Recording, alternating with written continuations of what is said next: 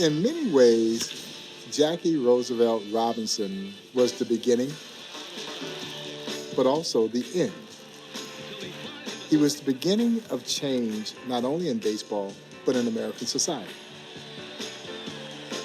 His breaking of the color barrier also signaled the end of the Negro Leagues.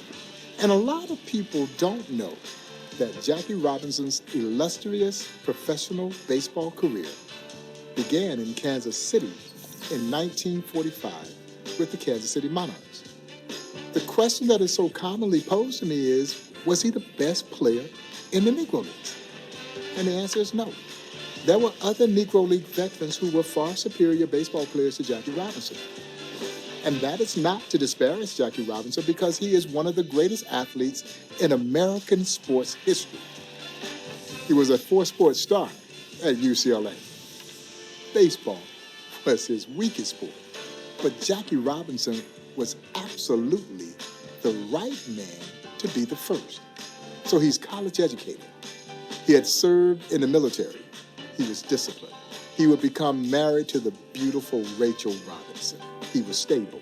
You see, Jackie had what I like to refer to as the intangible that better prepared him to deal with the immense racial hatred that he would be confronted with, which is part of the reason why he was the chosen one to break Major League Baseball's color barrier.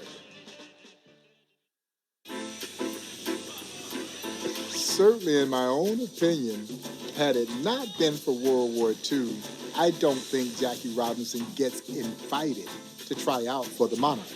The Monarchs roster had been decimated by World War II. Buck O'Neill serving in the Navy. Hank Thompson, he's serving in the Army. Monarchs Hall of Fame outfielder Willard Brown is serving in the Army. So if the Monarchs have their full roster intact, Jackie Robinson never gets invited to try out. And how would history have been altered?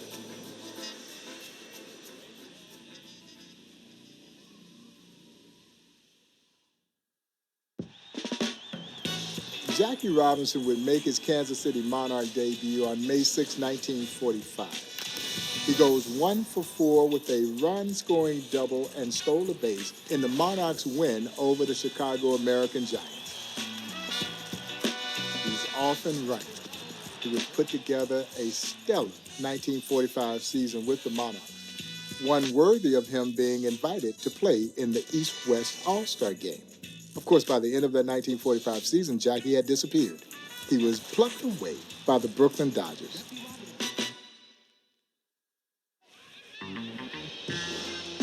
Jackie did not like his time in the Negro Leagues, and it wasn't because he didn't have great respect for the talent that was there in the Negro Leagues.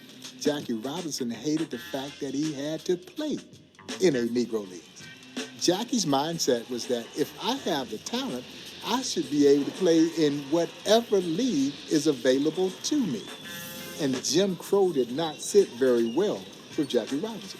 He was Los Angeles. He's California. So he wasn't accustomed to some of the things that the players in the Negro Leagues were having to endure.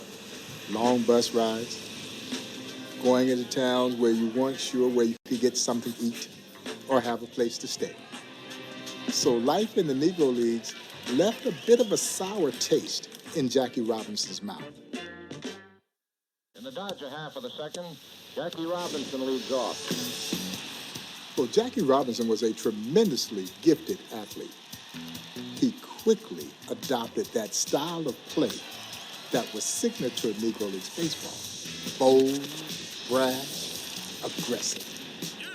And that's what he took with him over to Major League Baseball.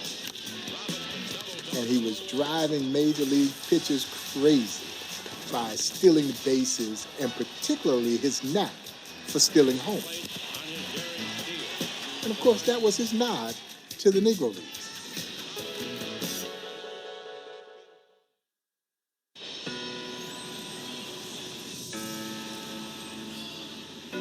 Jackie Robinson walks out on that field on April 15, 1947, and I draw the parallel of Jackie Robinson's breaking of the color barrier to carrying the same euphoria that we saw as a nation when Neil Armstrong landed on the moon. And for black folks, Jackie Robinson's debut with the Brooklyn Dodgers, he became the first man to walk on the moon. 21 million black folks were counting on him and carrying the weight of an entire race, being thrust into a world where no one wanted you to be there. It was just a thing of beauty. It was electrifying, and it was exciting, and it was truly captivating.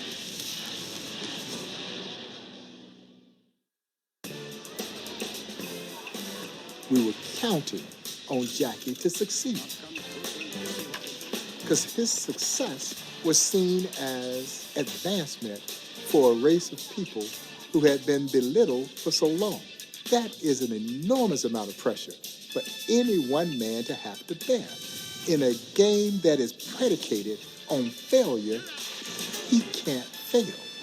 Who knows how long it would have been before another black man would have gotten the opportunity to play in the major league. Somehow, Jackie Robinson summoned the will to perform at an incredible level. He earned the very first Rookie of the Year award, and he did so carrying the weight of an entire race of people on his shoulders.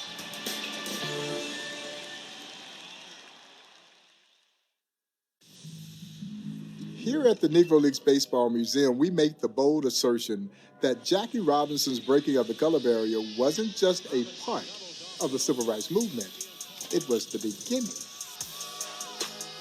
This is 1947. This is before Brown versus the Board of Education.